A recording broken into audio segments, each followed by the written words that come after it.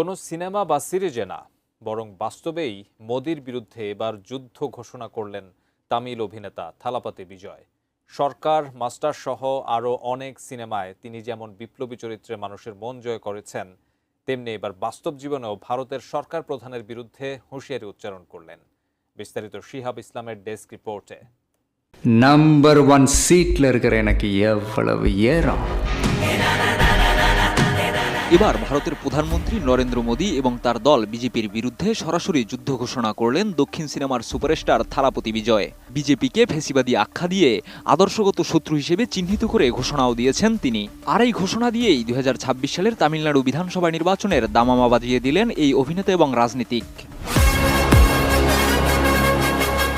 তামিল সিনেমার সুপারস্টার থালাপতি বিজয় পর্দায় তার বিপ্লবী ভাবমূর্তি বহুবার দর্শকদের মুগ্ধ করেছে।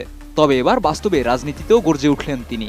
মাদুরাইয়ের পারিভাতিতে অনুষ্ঠিত তার দল তামিলাগা বেট্রি কাজাগামের দ্বিতীয় রাজ্য সম্মেলনে হাজারো সমর্থকের সামনে বিজয় ঘোষণা দেন আসন্ন বিধানসভা নির্বাচনে তিনি কোনো জোটে যাবেন না, একাই লড়বেন। अरे मैं वो प्लेयर है सर जिसे भले ही गेम ना आता हो, मैदान में उतरा ना तो खलबली मचा देगा। থালাপতি বিজয় তার বক্তব্যে বলেন, আমাদের একমাত্র আদর্শগত শত্রু বিজেপি, আর রাজনৈতিক শত্রু হলো ডিএমকে। আমরা কাউকে ভয় পাই না, আমরা কারো আন্ডারগ্রাউন্ড ব্যবসার সঙ্গে যুক্তও নই। ফেসিবাদী বিজেপি এবং বিষাক্ত ডিএমকের বিরুদ্ধে যুদ্ধ ঘোষণা করছি। এছাড়া তিনি আরও বলেন, সিংহ সবসময় সিংহই থাকে, শিয়াল যতই থাকুক জঙ্গলের রাজা একজনই সিংহ।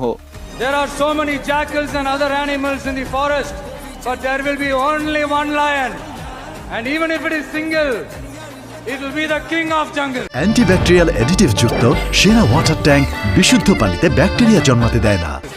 রাজনৈতিক বিশ্লেষকদের মতে থালাপতি বিজয় এবার নিজ দলকে তামিলনাড়ুর রাজনীতিতে তৃতীয় ফ্রন্ট হিসেবে দাঁড় করানোর চেষ্টায় আছেন। রাজ্যের শাসক দল ডিএমকে এবং প্রধান বিরোধী দল এআইএডিএমকে এর মতো দুই ঐতিহ্যবাহী শক্তির বিকল্প হিসেবে নিজেকে তুলে ধরতে চান তিনি। 2023 সালে টিভিকে গঠন করে রাজনীতিতে আনুষ্ঠানিক অভিষেক ঘটে বিজয়ের। তবে 2026 সালের তামিলনাড়ু বিধানসভা নির্বাচন হবে তার প্রথম রাজনৈতিক লড়াই। থালাপতি বিজয়ের এই রাজনৈতিক ঘোষণায় রীতিমতো তোলপাড় শুরু হয়েছে ভারতের রাজনৈতিক অঙ্গনে। পর্দার বিপ্লবী নায়ক এবার কতটা সফল হন রাজনীতির মঞ্চে, সেই দিকেই তাকিয়ে আছেন তার বিশাল সমর্থকেরা।